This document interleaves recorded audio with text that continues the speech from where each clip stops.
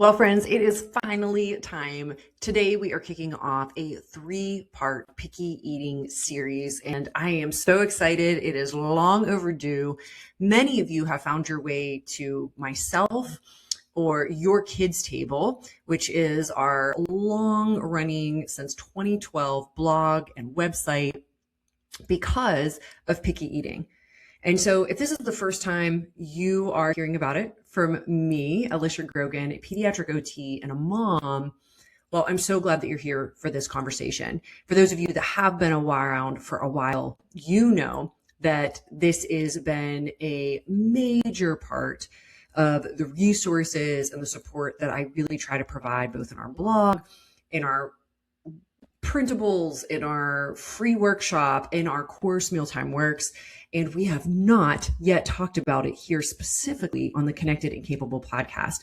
Well, at the time of this filming, we are heading out into summer. This is the beginning of June. I think that it's such a good time to be working on picky eating, just as your schedule maybe starts to slow down a bit. Your kids might be home a little bit more.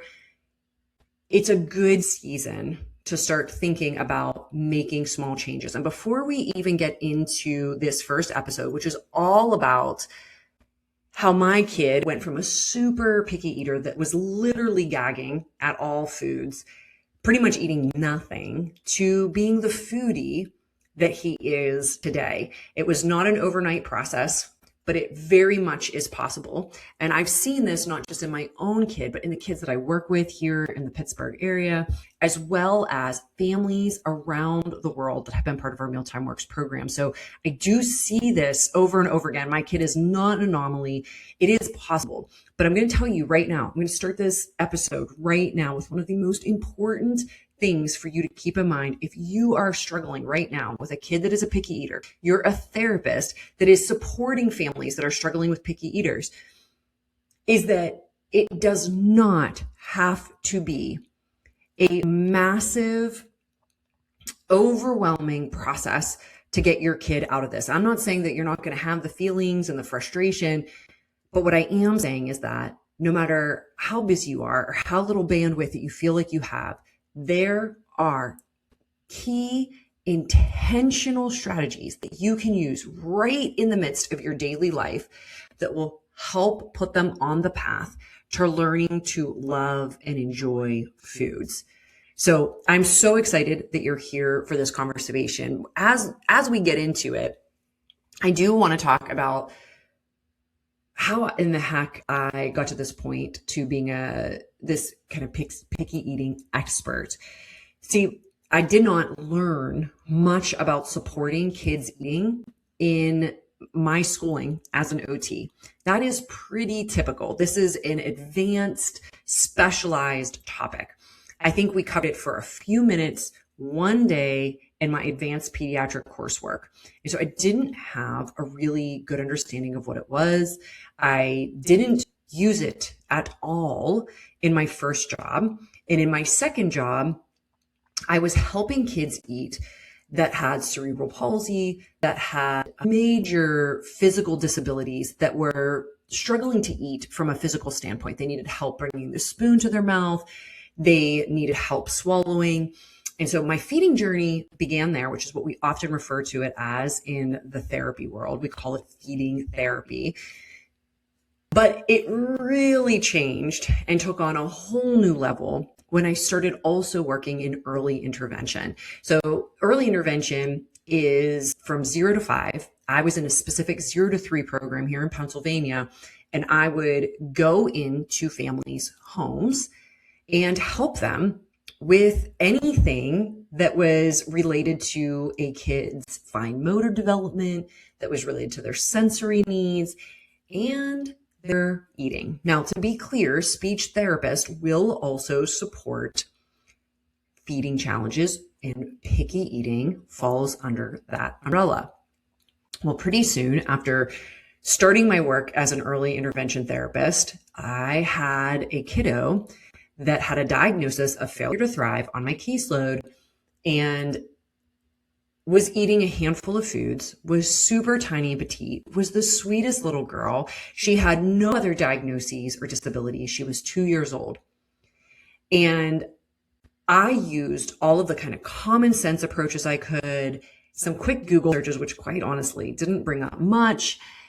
And ultimately, I felt like I didn't really end up helping her in the end, despite my best efforts. I was only working with her for a few months because kiddos aged out at age 3.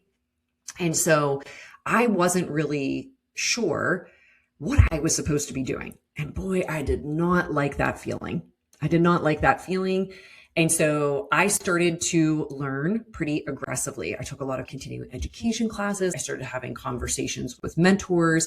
I was reading books. I was reading research articles. And keep in mind at this point, I have no kids of my own.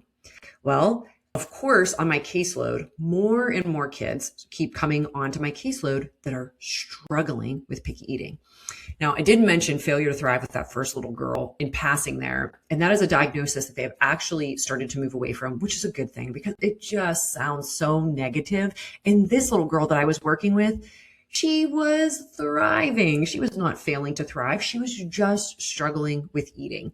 Looking back now, I am sure that there were many layers going on with why she wasn't eating that, quite honestly, I had no idea about at the time. We're going to talk about that in the next episode because it's so foundational. And as an OT, it is the first thing that I am thinking about when I start watching a kid that eat and the limited foods that they are eating. But back to my journey. And, as I'm now becoming a more seasoned therapist and starting to have more of these kids on my caseload, I am reading and trying all different kinds of approaches. I truly am testing what works, what doesn't work, where are families seeing success. Meanwhile, we're starting to see traction with some of these kiddos, and I'm learning a lot in real time. Early intervention becomes my full-time gig. I'm seeing over 20 kids a week, driving all around Pittsburgh to different families' homes, and I'm in their living rooms. I'm sitting around the kitchen tables, and we are able to get to a point where I start to see a repeatable plan. I start to see the vast majority of kids that I'm seeing making significant progress. And I have some kids that are making amazing progress. Like, I need to write a case study about these kids. It's unbelievable the progress that we're seeing because I'm starting to follow this repeatable plan. I have figured out what doesn't really work, what are old school strategies that aren't really backed by research, that are maybe still being used, and what is really effective for a wide range of kids, but we are still customizing based on why these kids are struggling. So all of this is happening. I give birth to my first son, and his eating is wonderful. I do all of the things that I teach parents to do. And on his first birthday, I still remember him eating chicken and diced up cherry tomatoes and enjoying his birthday cake and just thinking, wow, look, we did all of the things right. And he is just this incredible eater. And then I had my second son, and I started to do all of the same things, and he didn't eat. And he gagged and shuddered when food was put in front of him. This got significantly worse after he had a violent illness that caused him to throw up, projectile vomiting, the whole thing.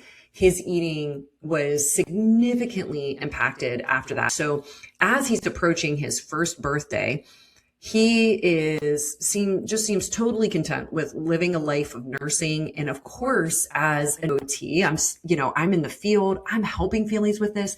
And now my own kid is in front of me. I know that he would have qualified for OT. And to be quite honest with you, there was this kind of shocking moment of my two worlds colliding. Although, again, I brought my therapy into my kids' lives and was doing so many therapeutic activities with them, there was a significant shift that I had to make to be able to help my child in a therapeutic way because there was a challenge. And the truth is, I could see very big red flags for some major underlying causes. At the top of the list was that he was having some sensory processing challenges. This was so clear to me because he was gagging as soon as he looked at a food, as soon as he tasted a food. He wanted nothing to do with it. And at 9 and 10 months old, those are very big red flags. And unfortunately, I think sometimes parents voice these concerns when a child is really young. And we'll talk about this a little bit later. Not all kids have their picky eating start at such an early age, although many do. There are often signs. We don't know what to do. So we think, all right, well, I'll just give them the bottle longer. I'll just nurse them longer. I will just keep giving them baby food if that's what they want. If they just want to eat the little puffs, I'll just give those to them. I asked the doctor about it, and guess what the doctor said? I bet you can guess if you have a picky eater. Don't worry, they'll grow out of it. Well, I knew that that was dangerous. I knew that I needed to make sure that this kiddo was not just going to grow out of it and hope that that was going to be the case. I needed to be proactive because I know that there is a window of development where kids will naturally start to be interested in eating. And if they don't, it's a red flag that something else is going on. And if I don't address that, this could snowball into something much bigger than we ever realized. And so that really began a moment of putting us on a very clear journey. And I really, as a mom, had to wrestle with that a lot. I had 2 very young kids. I was exhausted, and I knew what it meant. I knew that this wasn't going to be a quick fix. And even for myself at that time, I had to stop and get organized. See, I was always the therapist showing up week after week and giving the family that next little tip, that next strategy, working, trying, testing different things. But now I needed to be that for myself. And that was hard. So anybody listening, I know we've had many therapists take our programs over the years that have kiddos and they're like, look, I just can't do both. And I applaud you for doing that. I was a little bit stubborn because I was like, this is my specialty. This is what I do all day long. I need to figure this out. And so it took some support from my husband. It took some tears, many times stepping into the hallway, on the couch at night, and me just sitting down and organizing myself so that I knew what those next steps were. Those steps really continued to evolve, and they shaped in a little bit of an unexpected way when I was doing this in real life. Instead of just showing up as the therapist once a week, I now had a firsthand experience of what it meant to live this, serving your kid 3 meals a day and an additional 1 or 2 snacks. I mean, we are feeding our kids a lot. They need to eat many times during the day. And so this challenge of having a kid that's not eating, it's hard because it really grinds you down. It feels like it just won't quit because you get through one meal and you get a couple of hours, and then it's already time for that next meal where you might feel disappointed, where you might feel frustrated. And I certainly was feeling those things. Even though I understood it, I had all of these mom instincts just firing, saying, my kid needs to eat. He needs to grow. He needs this for his brain. He needs this for his body to get strong. I want him to be eating. We have this drive inside of us as parents. We just feel it at such a cellular level that we want our kids to be eating well. There is nothing wrong with that, but it is so important that we understand that we are bringing that to the table when our kids are not eating. So we often are showing up with a lot of stress. And that is my hope in this series here, is that you are seeing exactly what you can do, the next step for your child. It doesn't mean that you have to have every single thing figured out. It means, what is the next step for my kiddo that is putting us on this path to helping them learn to enjoy and feel comfortable around foods? If you are listening to this episode and you have a kiddo that is under 5, I want to applaud you because you have likely been told, don't worry, wait it out. But your instinct, your gut is telling you something else might be going on. And that was certainly the case for my kiddo. And of course, I never brought it up with the doctor because I fully understood what was going on and what needed to happen. But that is not the case for the vast majority of parents out there. Unfortunately, so many parents are just not told what to do or how to help their kids start to eat. And the truth is, when kids are refusing food, when they get a very limited diet and they only have a few foods that they're willing to eat, this is an extreme picky eating situation. Some kids may have a diagnosis of ARFID, which is avoidant restrictive food intake disorder. Some kids may have a diagnosis of PFD, which is pediatric feeding disorder. Those are not usually given at 1 or 2 years old. Those usually come in the coming years. Sometimes they are given at 2 years old if a kid is so limited. But what I want you to know is that if your kid is only eating a handful of foods, eating is uncomfortable for them, and it has likely been processed in their own brain as a negative experience at best. For many kids, it is seen as threatening because it is painful. It is causing some type of digestion issue that is hidden or unknown. There are sensory issues, and their brain is wired in a way that it's telling them that this thing is like so disgusting, they might as well be eating a plate of cockroaches. That's what their brain is telling them. Even though this looks like a food that is totally normal to you, your child's brain is receiving it potentially quite differently if there are these sensory components. And there is almost always some sensory components going on with food because eating is this really sensory rich experience. Now, I'm giving lots of examples about where kids are on like their picky eating. So I want to be clear here that picky eating is really way more like a spectrum. And how one parent defines picky eating is surely different than the next. Some folks will call their kids a picky eater if they're just eating a handful of foods. Others are just calling their kid a picky eater if they don't like broccoli or don't eat every single thing that they put down in front of them.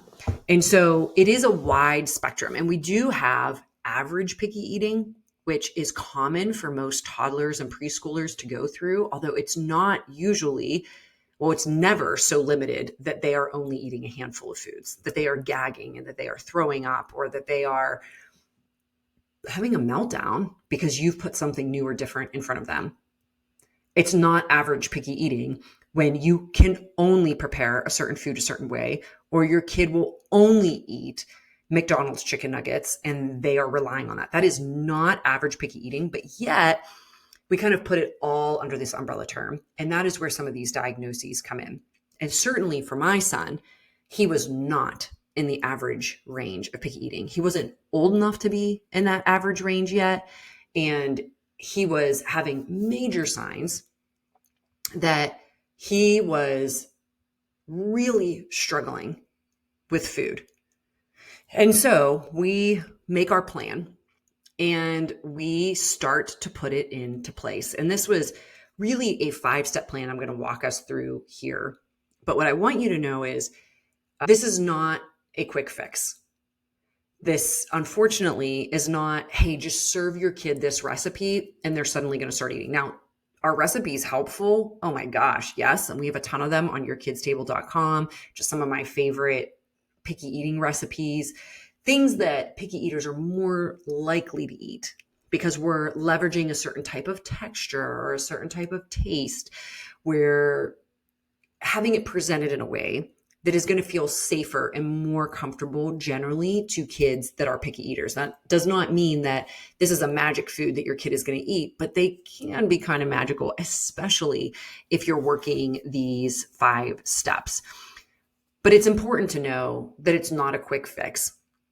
You know, one of the most popular searches around picky eating is how do you fix it? How do you fix picky eating? And really, this is a journey. It is a long-term process, but there are quick wins and there are ways to see progress. And I think if there's one main thing that you take away from this episode, I hope it's that you look for the next small win for your kid. And I'm going to talk about what that is and how that played out for my son, because it is not just about, oh my gosh, my kid is only eating 3 foods, or my kid is just pretty picky. Like they only want chicken fingers, fries, and pizza, and they won't eat any fruits or vegetables. So maybe they're in the middle of that picky eating range. And it's like, we just want them to eat the vegetables. We just want them to eat the fruit. We want them to have a varied amount of foods. We want to be able to serve whatever we're eating for dinner and have our kids eat it. All of those things are appropriate and good goals.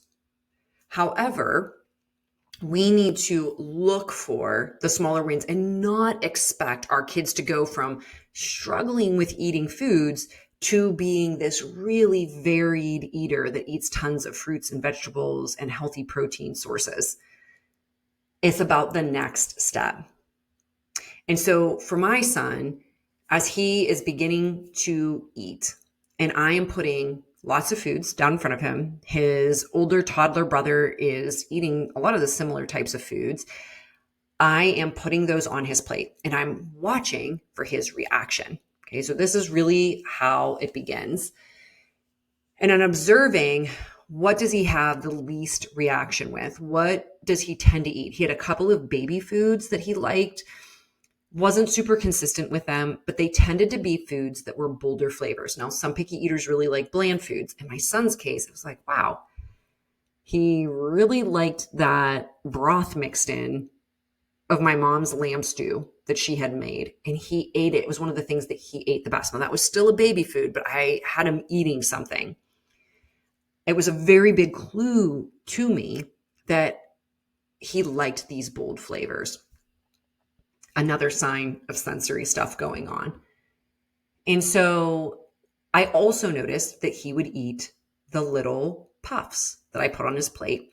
Those are basically no calories, but they're perfect for helping kids start to learn to chew and to move things around in their mouth. So while it's great that he's eating those, I know nutritionally they're not doing very much for him. It was my personal goal to have him weaned by the time he, like around 1 year old, like soon after his first birthday, maybe 13 or 14 months, being totally weaned. I'm looking at this and I'm thinking, there's no way we're headed there yet. So we really started to focus on what else he might eat based on what he already was eating. And so I took a survey of all of the fruit that we had in our house, and I decided to try watermelon because it was crunchy, although it didn't have a bold flavor. I thought, this is really crunchy, and it's also such a good food for babies and toddlers. It melts down pretty easily, but still has a little bit of that crunch. And he started to eat watermelon. And then we started to make our way on to other foods. It took a few months following our 5-step plan, which I'm going to get to, and the 5 things that we really focused on. But soon he began to eat really crispy, very thin dino nuggets. It was a very specific brand. It was Yummy brand. I'm not in any kind of partnership with them whatsoever. They can kind of be hard to find depending. They were widely available when my son was this age. In fact, they were always in stock at Sam's Club. And so they're super thin, which I knew would mean low texture. It meant a lot of breading, which I knew he was kind of starting to like. He had branched off onto several other types of kind of crunchy toddler foods, all pretty much no calorie, like the little cheese puffs and the yogurt melts and all of those types of things. We also got him on yogurt because he really loved that tanginess of the yogurt. And so he now had a few foods that he was willing to eat. And by his first birthday, he was eating some cake. And by the time he was 13 months old, he was able to eat a different meal and have a complete meal for all 3 meals of the day. So this was in a period of about 2 to 3 months with following these key steps to help him get on the right path. Now, our journey continued long after that, and I'm going to talk about that some more, but I want to walk through what these 5 steps are. And I am going to tell you that these steps are kind of high level, quick flybys. My hope is that you see hope in this story of my son going from eating almost nothing to having major sensory stuff underlying the surface. And for those of you that have listened to some of our other episodes on ADHD, this is my son that ultimately ended up being diagnosed with ADHD when he was, much older. And so it's interesting to look back now and to see how he has had these challenges throughout his life in different areas that all kind of sync together and are linked together in some way. But as we sat down to create our plan, at the very top of my list, and what I teach to my students inside of Mealtime Works and what we teach inside of our free workshop, which I hope that you'll take. It's a free workshop with the 3 keys I use to turn around picky eating. We'll go into more detail there.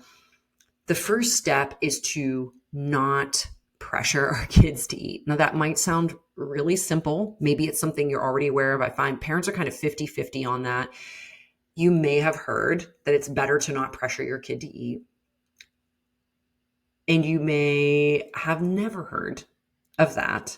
And it might sound kind of wild to even consider that. And what does that really mean to even pressure our kids to eat? So that does mean begging our kids, bribing our kids, rewarding our kids, trying to talk them into it, getting into power struggles with them. All of that really creates a negative experience. And here's the thing, when kids are not eating, especially when they're on that more severe end of the range, there is anxiety and stress with meals, right? So their fight or flight center in their brain might be lighting up. And they might not be fully in fight or flight, but if you're seeing tears, they're getting combative. If you're seeing meltdowns, they're definitely in fight or flight. And so when we put pressure on them to eat, it's only increasing that. Our goal is to have this be a child-directed and kind of self-led experience into them feeling comfortable and safe with foods. That's the ultimate goal, is that we want them to feel safe with foods.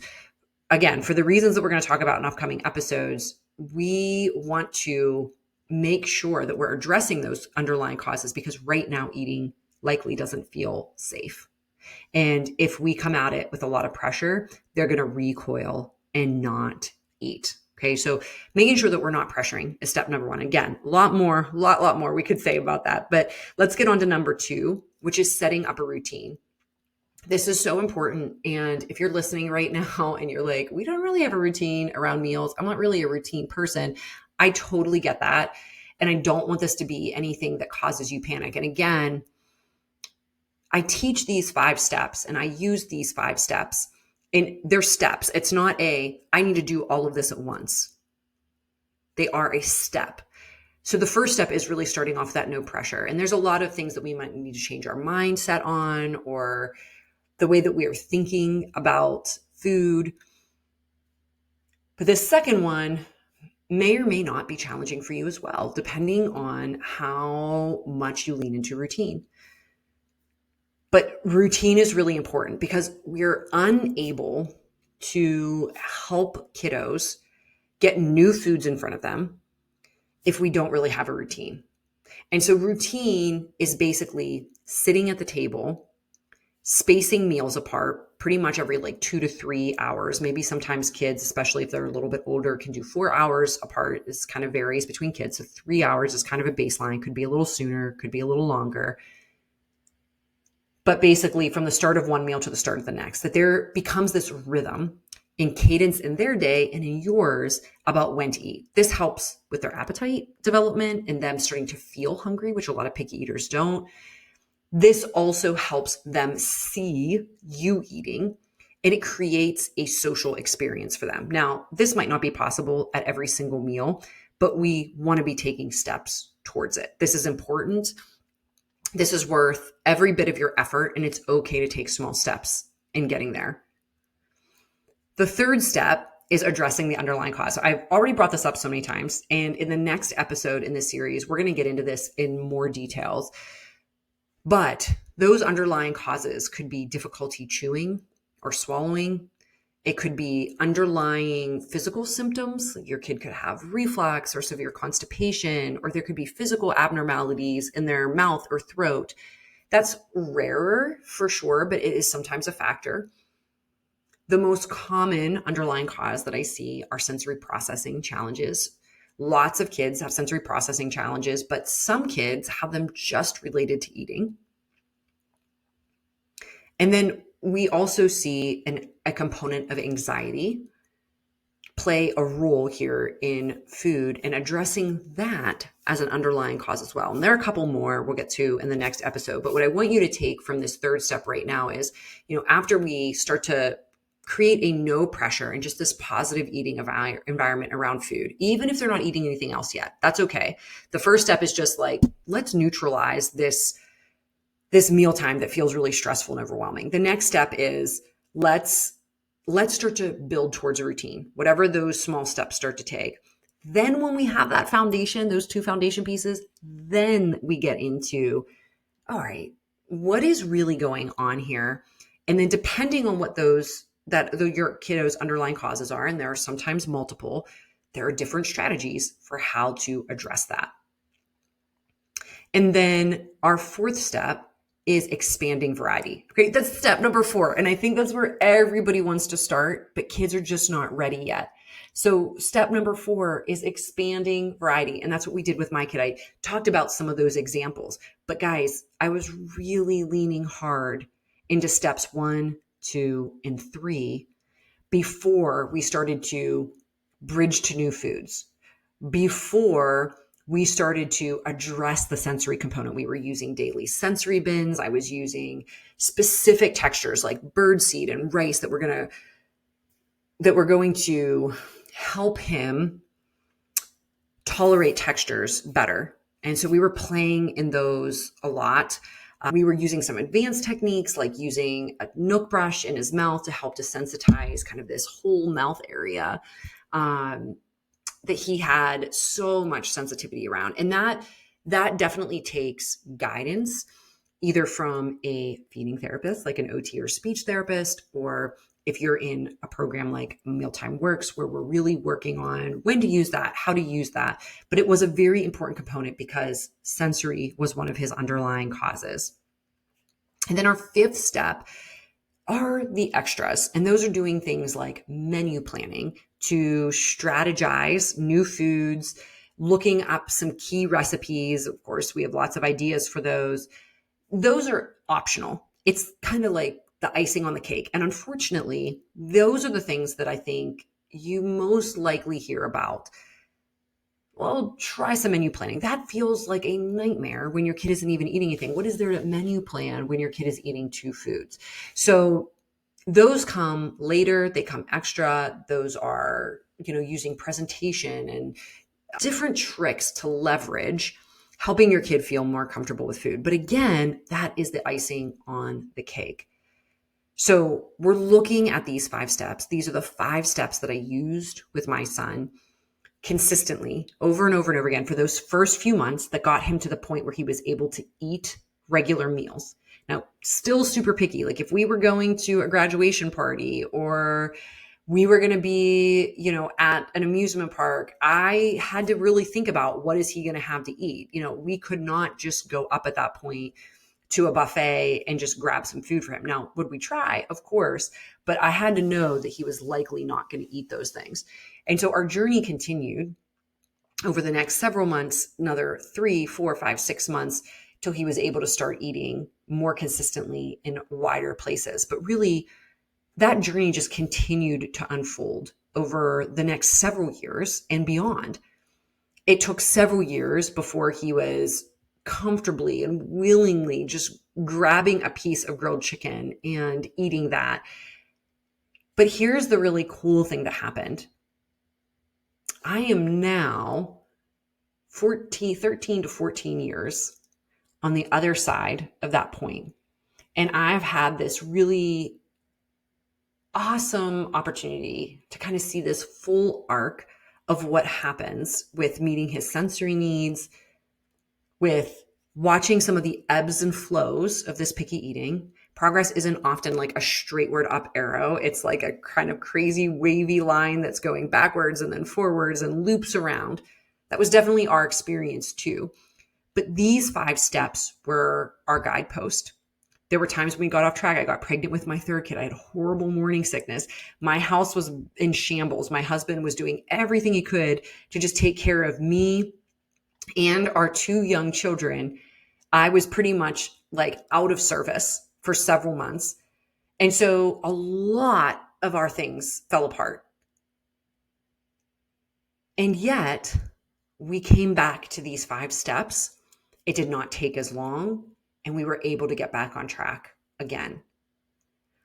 I am so happy to say that this kiddo that was once a super picky eater, that had so much anxiety and fear and just dread around new foods, is now quite the foodie.